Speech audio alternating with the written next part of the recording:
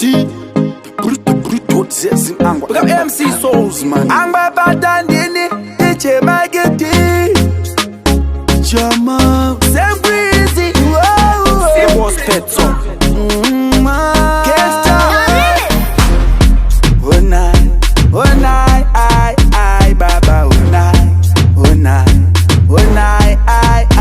Baba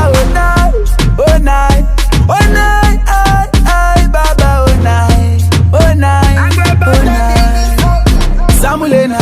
geto yuti wari kukomulena kuti zinu azizi kubatana kwataba kure tichishanda babawu Samulena, mageto yuti wari kukomulena kuti zinu azizi kubatana kwataba kure tichishanda babawu Otistadi, trikugara tichichema tichiswima msotsi Otistadi, trikugara tichigunungu na ichende every hour Otistadi, trikugara tichichema tichiswima msotsi Otistadi, angwa Epatan dini Maketeti vandituma Hans Atichadeka safa life Takudaka better life Kasawa sava life Kefoko in knife Kwete kukogara bonga msina kana Samulena, geto yuti wari kukomulena kuti zinu azizi kubatana kwataba kure tichishanda babawu Samulena, mageto yuti wari kukomulena kuti zinu azizi kubatana kwataba kure tichishanda babawu Ati wana seti nefunga shoma Vange vedu vosvika kurova ngoma Vange vacho vorarama nemangoma Patistiwa, zinu zvacho zvakaoma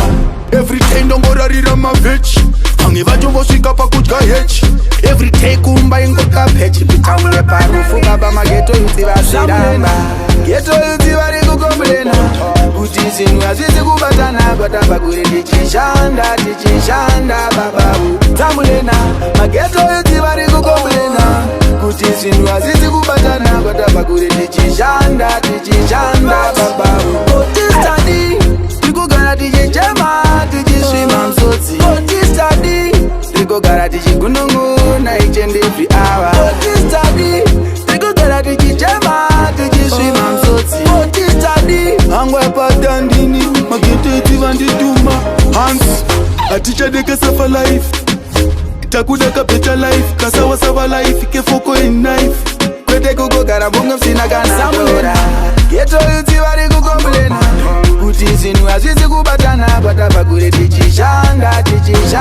babawu Samulena, mageto yuti wari kukomulena kuti zinu azizi kubatana kwataba kure tichishanda babawu